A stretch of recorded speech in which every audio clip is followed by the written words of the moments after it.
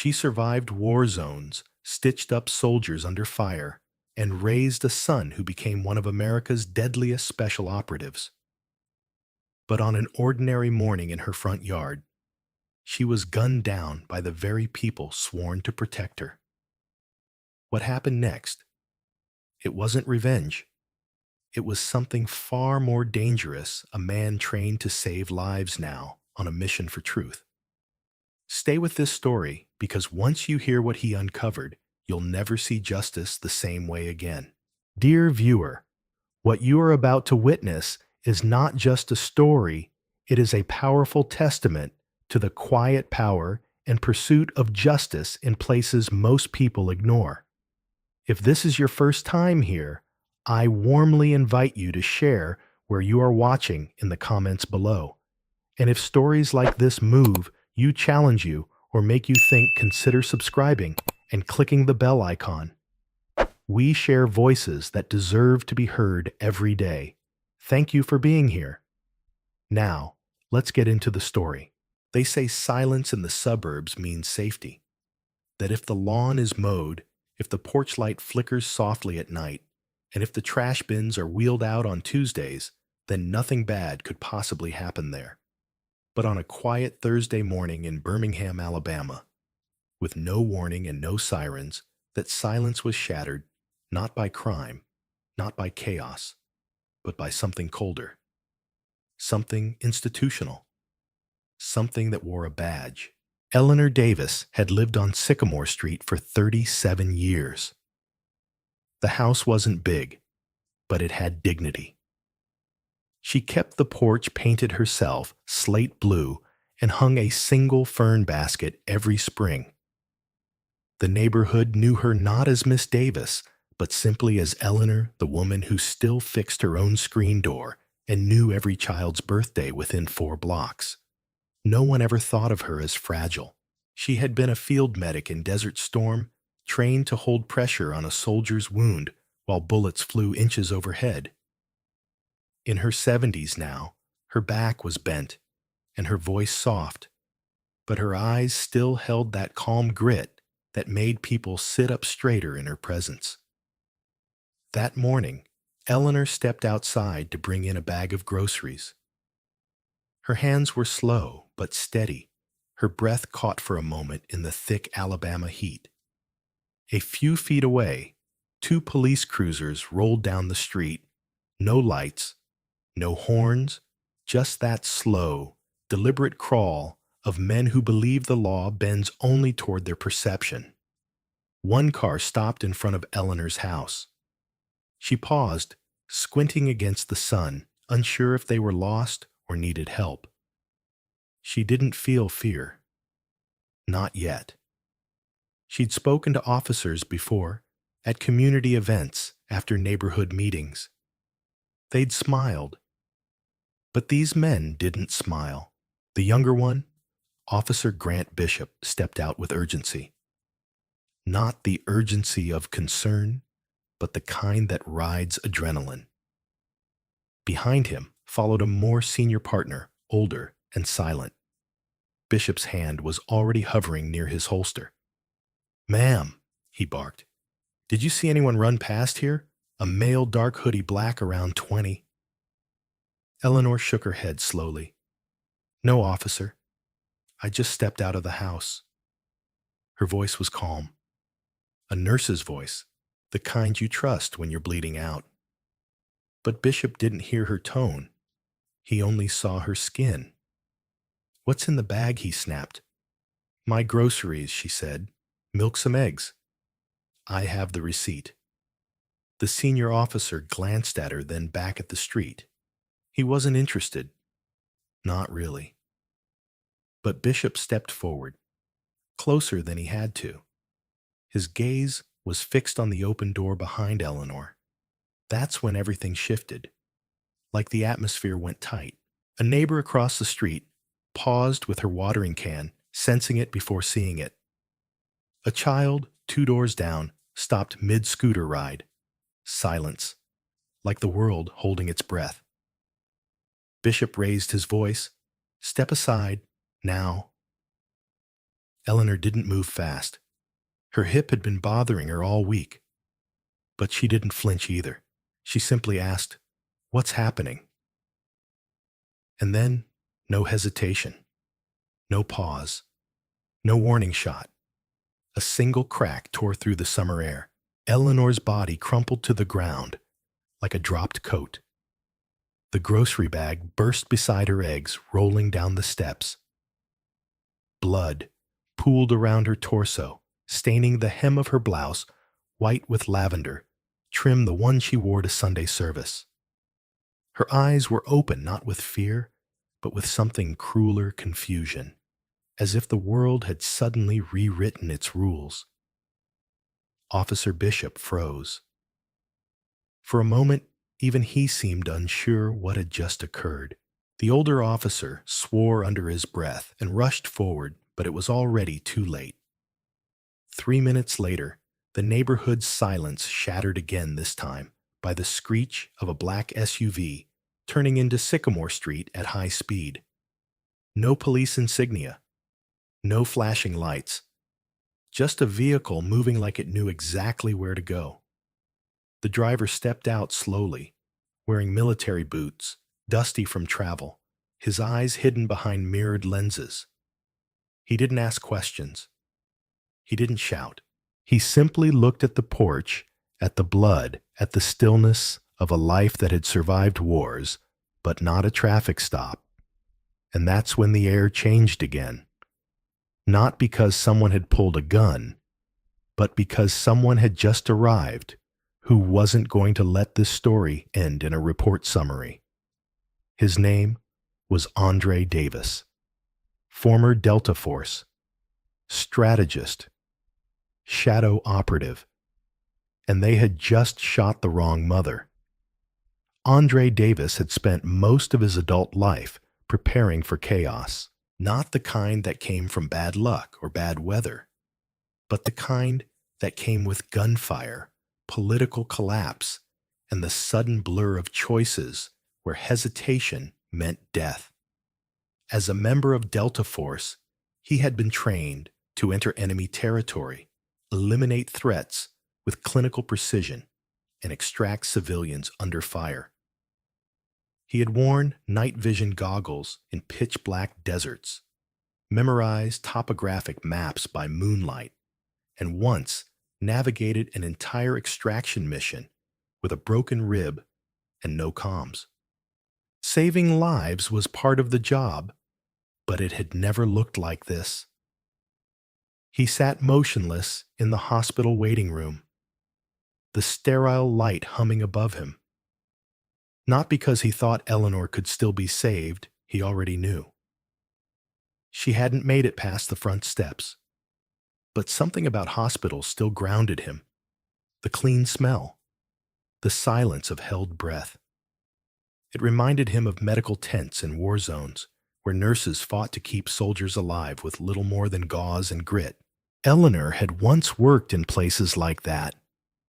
She used to write to him about it, about the soldiers she patched up, the ones who cried for their mothers in their last seconds. She never glorified the battlefield. She just called it what it was, a place where people bled for someone else's decisions. Now, her body lay in a different kind of battlefield. One that didn't wear fatigues, but still took lives just as efficiently. Andre hadn't even been home for 2 hours. He was on an emergency leave after completing a high-risk joint operation in Yemen. The call came coded, but the message underneath was personal: come home. Now. There was no explanation, just coordinates and silence. At first, he thought the message was about a failed mission, maybe a political snafu. He didn't expect it to bring him to the front yard of his own childhood home, where the most disciplined woman he knew lay in blood, felled not by an enemy combatant, but by the hand of someone who claimed to serve and protect. The medic in him reacted first. He dropped to his knees beside her, checked for breath, pulse, anything. But the truth was immediate: No heartbeat, no reflex. Her body was already cooling, and yet he stayed there for nearly 8 minutes, his hands pressed against her chest like muscle memory wouldn't let go. She'd taught him CPR when he was 12, told him that saving someone's life starts with the decision to stay. That decision didn't help him now. He could stay. He could scream. But the one life he needed to save had already been taken. He rose slowly, his hands smeared with her blood. He didn't ask for statements, didn't shout at the officers still milling around in stunned silence. He simply turned to face the one with the name tag that read, Bishop. Their eyes locked. No words exchanged. But Andre's stare didn't need volume. It carried the weight of every life he'd fought to protect in the field. And it asked one thing, without trembling: who gave you permission to treat her like she didn't matter? Later that evening, after the body was taken away and the street returned to its hollow quiet, Andre sat at the kitchen table. Same wood grain as when he was a boy. Same seat where his mother used to make lists, groceries, repairs, Sunday school supplies. The house was too clean, still full of her order. But it felt like a room emptied of purpose. He opened his black field notebook and began writing. Not his thoughts, not his grief, but data, time of incident, names of responding officers, positions of neighbors who might have witnessed the shot, weather conditions, shadows, line of sight, potential surveillance feeds from nearby gas stations. The details came in like a mission brief because that's how his brain survived trauma. Build a pattern, find the anomaly, secure the truth.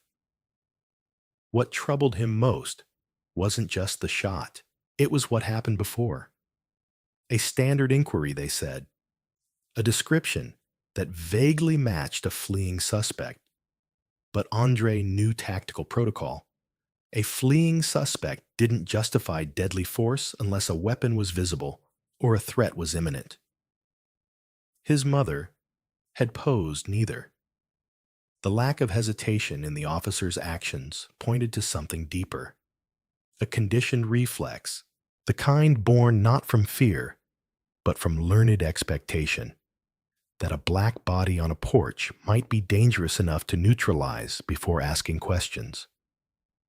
He had fought in places where assumptions like that got good people killed. He never imagined his own country would turn that logic on the woman who raised him. Andre reached for her old recorder, the one she used to tape church sermons or grocery notes.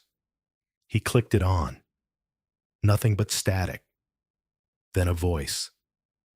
Her voice. I made it through the war, Andre. But sometimes I wonder if home ever really felt safe. He paused the tape. The ache in his chest sharpened. Not because she was gone, but because she'd seen it coming and still chose to live with grace. He closed the notebook. Not because the entry was finished, but because he now understood what had begun. This wasn't about grief anymore. It was about responsibility, not revenge, not rage, but the kind of justice born from love that refused to let injustice be written off as an accident. And this time, he wouldn't be deploying into someone else's war. The battlefield was right here, and the mission: make them remember her name. The house had always been quiet, but now it was a silence that pressed against the walls. It wasn't the stillness of peace. It was the kind of silence that comes after something is ripped out of the world and nothing has stepped in to fill the void. Andre Davis sat in his mother's study with only the hum of her old desktop computer and the faint ticking of a clock she had never remembered to fix. The screen's glow cast a pale light across the room, illuminating dust motes and memories. In front of him, a list of case numbers, archived complaints, time-stamped patrol logs. He had tapped into systems he was never meant to see, not as a civilian, not even as a veteran. But Andre wasn't a civilian in the way most people understood it. Somewhere buried under classified briefings and unsanctioned missions, he still held strategic access codes. And those codes had just unlocked something uglier than war. The officer who shot Eleanor Davis, Sergeant Owen Bishop, had a record. Not a criminal one, not a public one, but an internal trail of warnings, flagged encounters, and dismissed reviews. 6 use-of-force incidents in 4 years. 3 involving unarmed black civilians. 2 complaints filed by elderly individuals, all closed without disciplinary action. 1 recommendation for further training. That was it. Andre opened a folder labeled Field Notes ATL North Precinct, Internal Affairs Access. In it were half-redacted memos, clipped radio call transcripts, and something that made his stomach turn, a digital footprint showing Eleanor had called the department's complaint line 4 days before her death. The call lasted 2 minutes and 53 seconds. A woman's voice, calm, composed, logged the details. A patrol stop. No cause, no apology. Just questions that were never answered. The report had been created and deleted within hours. The deletion wasn't accidental.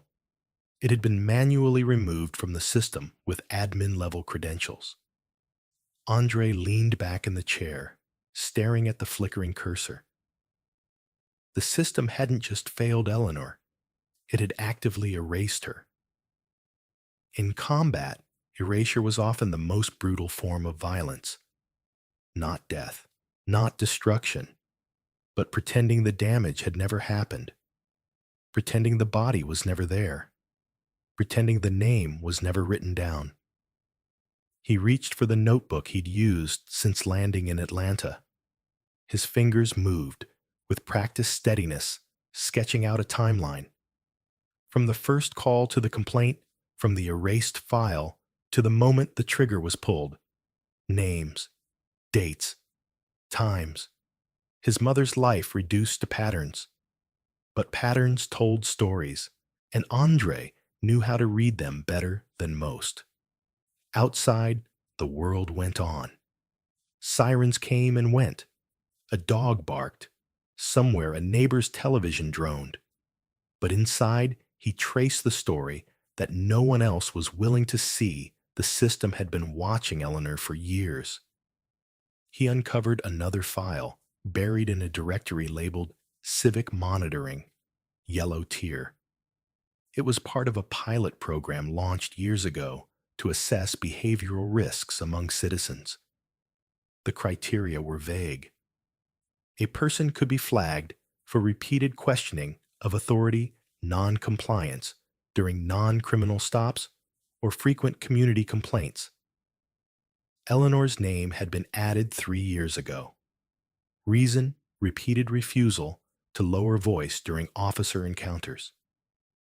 She had never been arrested, never even fined.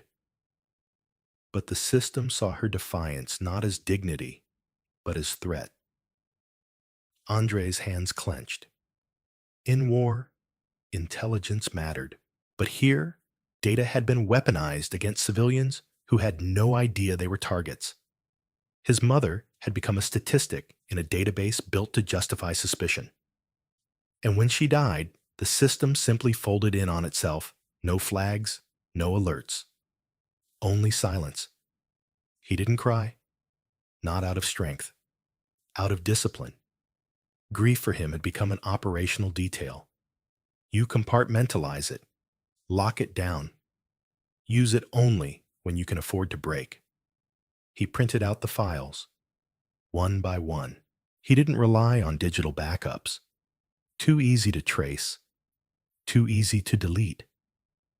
He labeled them by hand, sliding them into a black folder that once carried field maps for a mission in Kabul. The pages inside now held more weight than any tactical plan. They weren't just evidence, they were memory. As he worked, something began to take shape. Not just the truth, but a question. How many others? How many names had been deleted? How many stories ended not with a bullet, but with a backspace?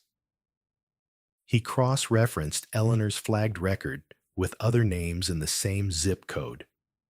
42 hits. Of those, 12 had filed official complaints. 10 had been closed within a week. 7 were never logged in the public system. And three had also died in police encounters in the last 5 years. Andre stopped, breathed, closed his eyes. This wasn't isolated. This wasn't rare. It was a pattern buried in bureaucracy, shielded by silence. He began recording. Not video, not for the world, but audio, like Eleanor used to. He spoke into the recorder with a voice that barely trembled. If this message ever gets out, let it be known that my mother didn't die by accident. She died because silence became strategy, because dignity became defiance, because a system that tracks your voice but not your value is designed to forget you unless someone remembers. He stopped the recording, saved it, labeled it Declaration Davis 001. It wasn't vengeance, it wasn't grief. It was the beginning of an operation, not overseas, but here, at home, in the silence between data points and blood. She wasn't famous. There were no plaques with her name, no medals hanging in glass boxes. If you asked someone in downtown Savannah about Eleanor Davis a month before she was shot, you'd have met a puzzled look, maybe a polite shrug. But to those who knew her, to the neighbors whose doors she checked during storms, to the veterans she sat beside in waiting rooms, to the boy down the block who once scraped his knee on her sidewalk and found himself in her kitchen with a Band-Aid and a warm cookie. Eleanor wasn't just a name. She was a presence. Now her face was everywhere, pinned to murals downtown, printed in black and white on protest flyers. A still frame from a neighbor's security camera had captured her final moment, upright trash bag. In one hand, her face turned calm, questioning, seconds before the bullet tore through the quiet. The media called her the retired nurse, the elderly black woman killed by police. Her death had become shorthand for tragedy. But Andre, her son, refused to let that be her only story. He didn't want her remembered for how she died. He wanted the world to remember how she lived. So he began writing. Not a memoir, not a public statement, but a ledger of truth. He started with the things no one else could have known. That she never liked ceiling fans, they reminded her of chopper blades in field hospitals.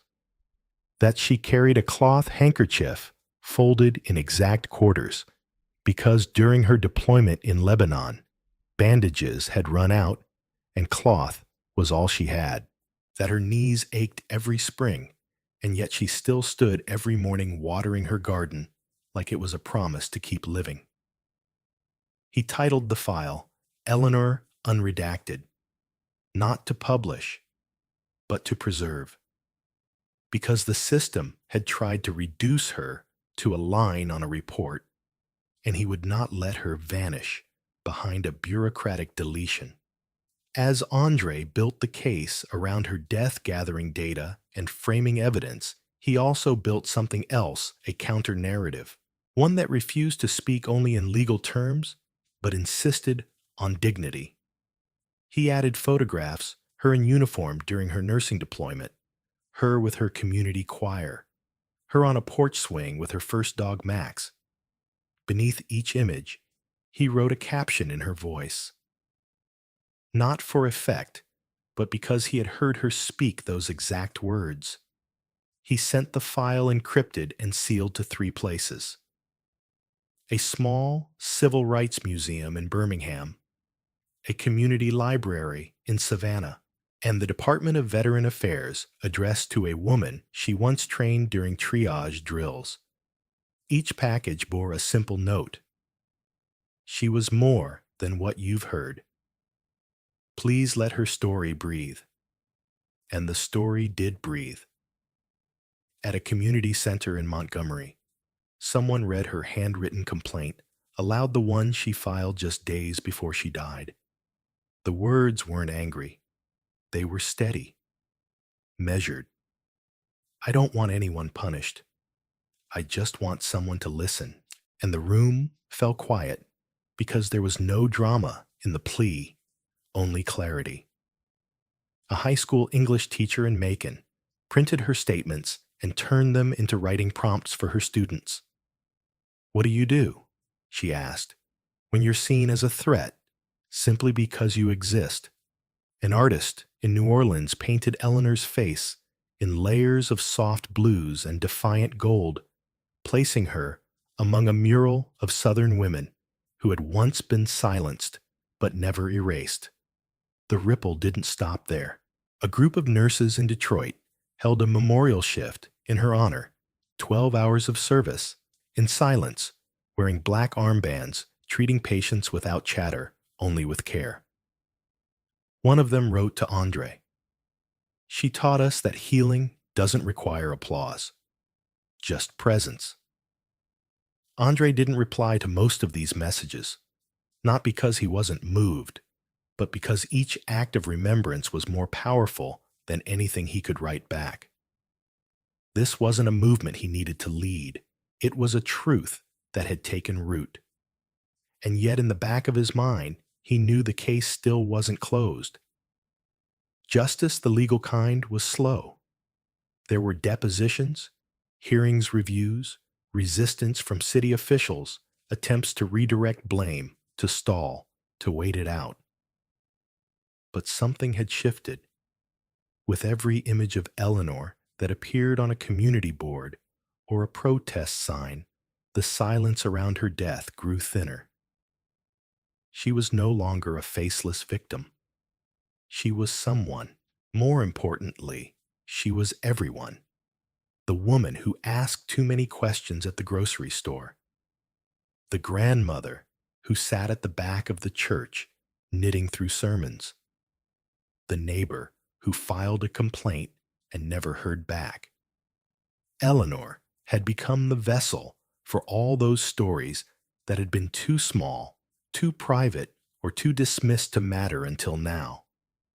One evening, as Andre walked past a quiet vigil outside a courthouse in Atlanta, he noticed a small note taped to the base of a candle. Written in thick, uneven letters by a child's hand, it said, "She was brave. I will be brave too." He stood there for a long time, longer than he had meant to, because it wasn't about strategy anymore. It wasn't about what came next in the legal playbook. It was about legacy. Not the kind carved into marble, but the kind that slipped into hearts, into hands, into voices willing to speak when no one else would. Eleanor Davis had never been just a name. She was a mother who once walked 2 miles in the rain to deliver soup to a sick neighbor. She was a soldier who never raised her voice, but whose silence carried 1,000 commands. She was a woman who knew she might be ignored but spoke anyway. And now she had become something bigger, a reason for others to do the same. Because even after the gunshot, even after the silence, even after the deletion, she remained, seen, heard, unforgotten. Justice, when it finally came, didn't arrive with fanfare. There were no televised press conferences, no grand declarations from city officials, no dramatic courtroom reversals that would later become the subject of documentary narration. It came instead as a sequence of quiet acknowledgments, undeniable, irreversible, and without applause.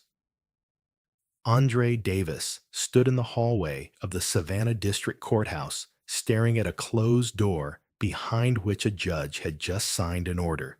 The officer who had shot his mother Eleanor would be stripped of his badge, tried under federal civil rights law, and named in a civil suit that had now ballooned into a multi-state class action.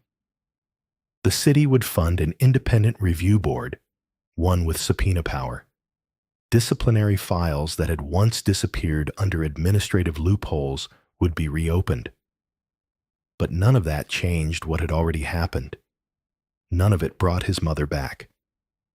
The hallway was empty. Andre didn't want anyone waiting for him outside. There were no cameras, no supporters holding signs, no victory chants.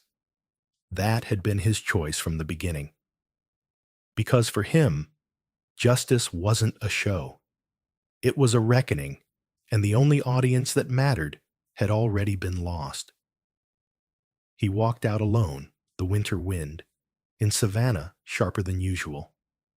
As he passed the edge of the courthouse plaza, he noticed a familiar silhouette, a woman in a brown coat with gray at her temples. Mrs. Langston, his mother's old neighbor, the one who used to bring over fig preserves in summer. She didn't wave. She just nodded, once her eyes holding a quiet kind of pride. Andre nodded back. That was enough. The press called his disappearance a mystery. They wrote articles wondering why the man at the center of the most impactful civil case of the year refused interviews. They questioned why the voice behind the data, the discipline, the meticulous documentation wouldn't accept the speaking offers or the recognition awards. But Andre didn't disappear. He simply returned to a life that had never been designed for the spotlight. He worked quietly behind the scenes of a legal aid coalition. He trained young analysts on how to track suppressed complaints in public databases. He advised on the restructuring of internal reporting tools so that future voices like his mother's, wouldn't be lost in automated systems or buried in vague policy language.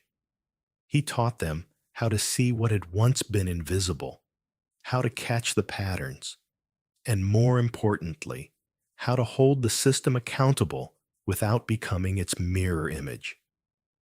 But he never stepped forward again. Not publicly, because he didn't need to.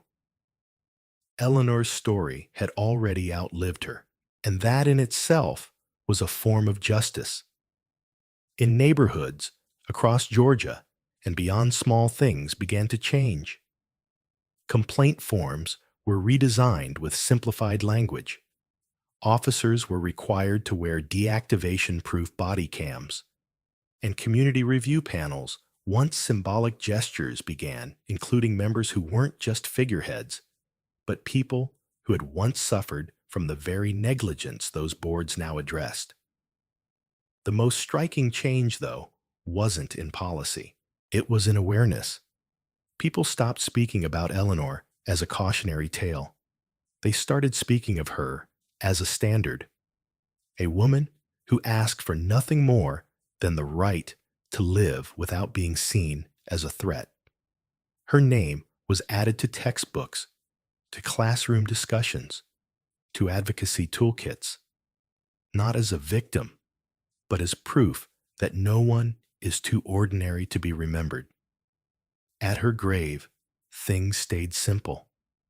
No sculpture, no polished plaque, just a stone marker, and beneath her name, a line that Andre had chosen after weeks of reflection. She stood when silence was expected, and changed what silence meant. Each year more people came, not thousands, just a few. Some who had seen the footage, some who had lost someone and never found an answer, some who simply needed to stand where someone brave had once lived. A social worker from Charleston left a note. "You remind me that dignity doesn't need permission." A former cop, retired early after blowing the whistle on a falsified report, left a medal with a post-it. She had more courage than we did in uniform. The world didn't transform overnight, not entirely. There were still officers who profiled. There were still courts that excused misconduct. There were still citizens who couldn't see the humanity of people who didn't look like them. But Eleanor's voice, preserved in audio, in transcripts in the hands of students, and organizers, continued to echo through it all. One night, a high school senior in Augusta, who had never met Andre, never seen Eleanor except in a newspaper clipping, ended her valedictorian speech with 5 words. "We are still here, Eleanor." It made local news. Andre never commented, but he clipped the article, folded it carefully, and placed it in a small box on his mother's bookshelf, alongside her military ribbons, her church volunteer name tag, and the old cassette tape of her last phone call. He didn't need to say more. Justice to him was not about winning. It was about refusing to walk away when everyone else had. It was about refusing to let the system erase someone just because she didn't fit its image of importance.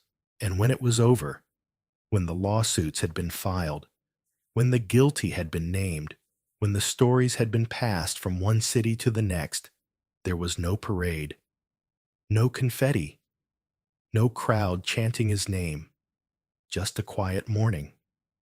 A sealed box of documents placed on the doorstep of a community archive. A final entry in a file marked "Case Closed," and a man walking away, not in defeat, but in completion. Because real justice doesn't always end in celebration. Sometimes it ends with the silence of peace, replacing the silence of fear. And for Andre Davis, that was enough. Andre Davis never set out to become a symbol.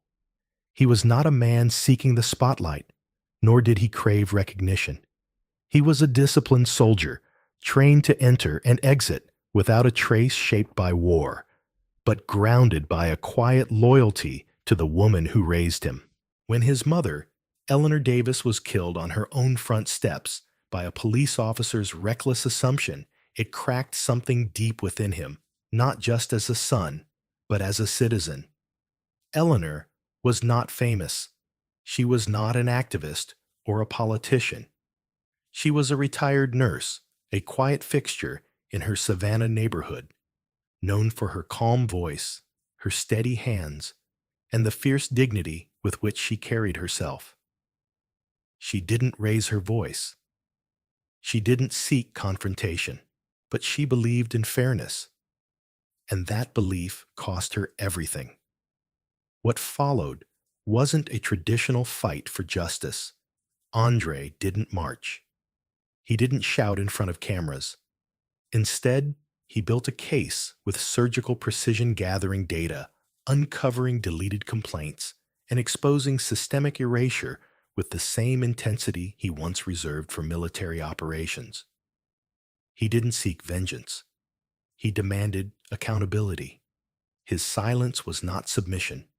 It was strategy.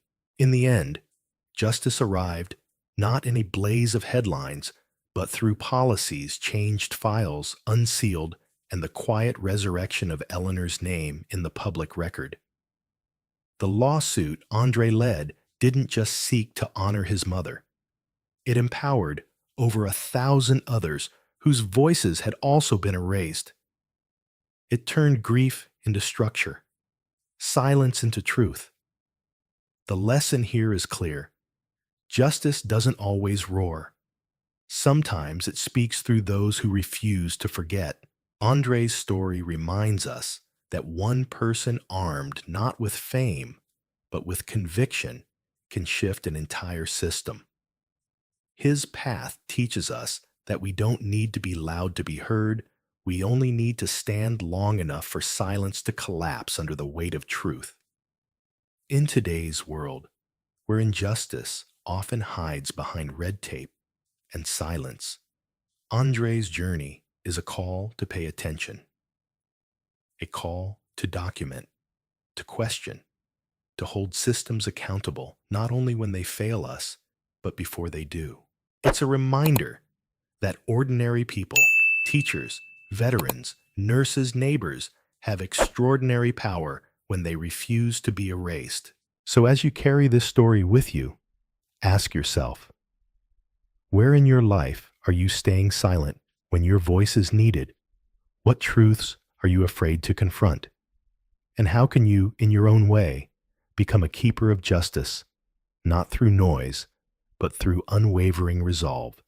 If this story moved you, if it opened your eyes or stirred something in your heart, don't let it end here. Subscribe to this channel to support more powerful human stories like this. Your support gives us the strength to keep digging, keep telling the truths that matter, and bring voice to the ones who were never meant to be forgotten. Let's walk forward together, one story, one truth at a time.